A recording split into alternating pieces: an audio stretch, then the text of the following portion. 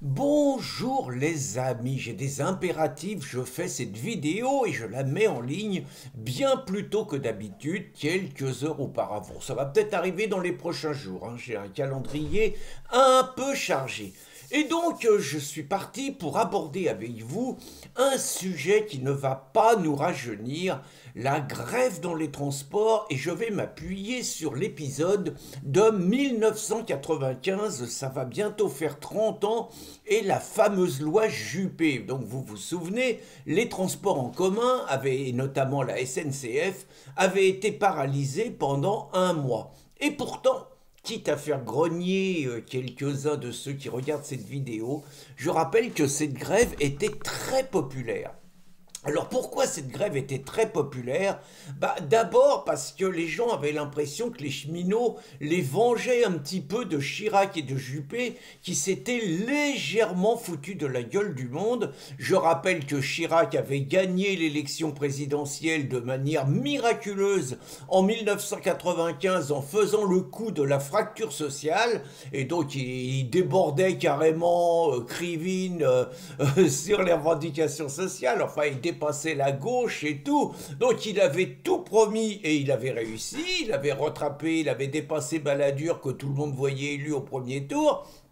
Et finalement, avec un programme démagogique, il était arrivé au pouvoir, ce qu'il attendait depuis 1980 quand même, hein.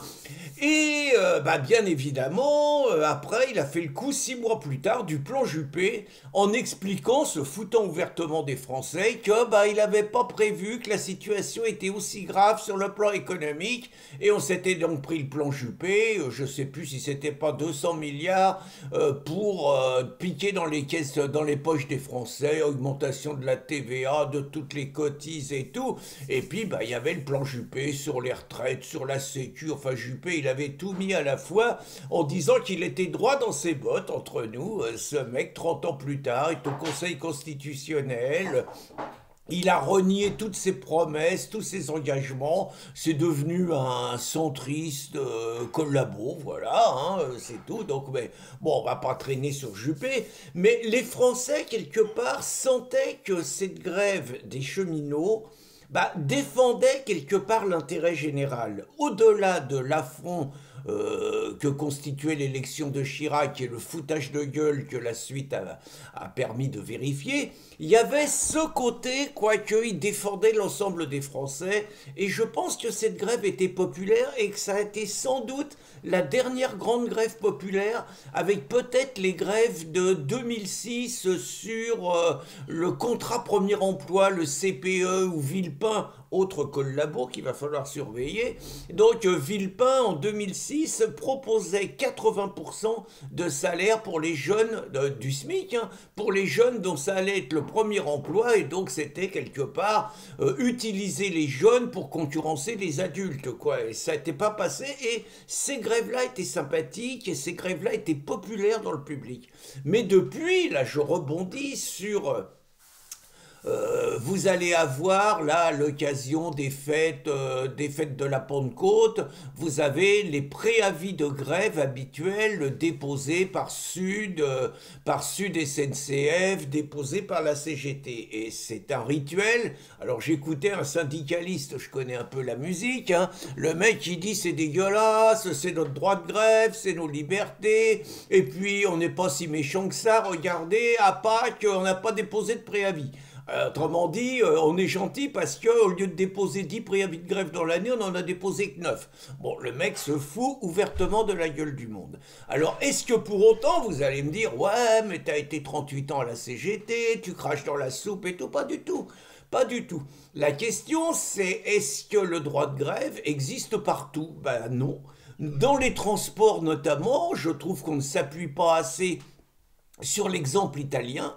Je vous fais remarquer qu'en Italie, il y a un accord qui a été signé entre le gouvernement et les organisations syndicales en 1990. Je ne pense pas que l'Italie soit une dictature et c'était pas Giorgia Meloni, hein. Et donc cet accord limite le droit de grève dans les transports parce qu'il y a aussi le droit de circuler pour les citoyens qui doit être préservé, et donc toutes les périodes de fête, toutes les périodes de Noël, des week-ends qui sont marqués dans l'année, la grève est interdite, et c'est pas une dictature. Moi je me rappelle par exemple, je travaillais dans le privé, hein, moi j'étais pas fonctionnaire, mais je travaillais dans le privé. Bien évidemment, monopole syndical, CGT et tout, de temps en temps on faisait grève, pas si souvent. On ne faisait pas si souvent grève que ça. Mais il y avait une structure qui n'avait pas le droit de faire grève, c'était le journal officiel. Tout simplement parce que ça faisait partie du contrat des mecs. Vous rentriez au journal officiel. On considérait que les municipalités avaient besoin du journal officiel, qui est un quotidien qui fait parvenir l'ensemble des lois votées à l'Assemblée nationale. Et donc, qu'il est impossible de faire grève. Alors naturellement, quand l'ensemble de la profession faisait grève, les mecs du journal officiel travaillaient, mais ils reversaient leur journée de grève à des caisses de solidarité, ce que je trouve tout à fait correct. Dans le même esprit, on sait tous que les policiers et les médecins, par exemple, n'ont pas le droit de faire grève. Hein, ils n'ont pas le droit de faire grève de par leur profession. Je ne parle même pas des militaires qui, eux, n'ont même pas le droit de se syndiquer. Hein, les médecins et les policiers ont le droit de se syndiquer, mais par contre, ils n'ont pas le droit de faire grève parce qu'on considère que leur profession leur impose finalement une présence permanente au service de la sécurité pour les policiers et au service des patients pour les toubibs. Et je trouve qu'une réflexion beaucoup plus large sur service public et grève me paraît pas totalement scandaleuse. Alors je vais faire hurler les enseignants, mais je m'en fous. Est-ce qu'il est normal que des profs dans le public fassent grève, avec toutes les conséquences que ça peut avoir, les gardes pour les enfants, tout ça, alors qu'on sait que la plupart du temps ces grèves sont lancées par des permanents syndicaux, hein, des mecs, parce que là aussi il y aurait des choses à regarder sur le nombre de personnes que l'État paye aux organisations syndicales, hein, et sont-ils tous légitimes, sont-ils tous pertinents, sachant que les mecs qui déclenchent les mots d'ordre de grève n'en subissent pas la plupart du temps les conséquences, pas même financières, hein, c'est quand même intéressant à approfondir.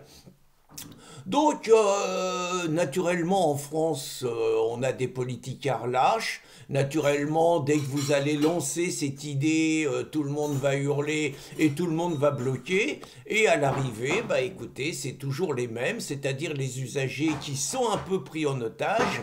Et moi, je crois que le jour où l'Union européenne va définitivement privatiser les transports et où la concurrence va s'ouvrir, je ne suis pas certain, et je rebondirai là-dessus, que contrairement à 1995, où le peuple était derrière les grévistes, cette fois, je crois que les grévistes professionnels SNCF, Sud et CGT ont bouffé tout leur joker et que la population n'en a absolument plus rien à foutre d'eux et qu'ils en ont ras-le-bol de leur grève à répétition qui les empêche quelque part de s'organiser librement pour prévoir avec les transports en commun un petit week-end familial, par exemple à la Pentecôte.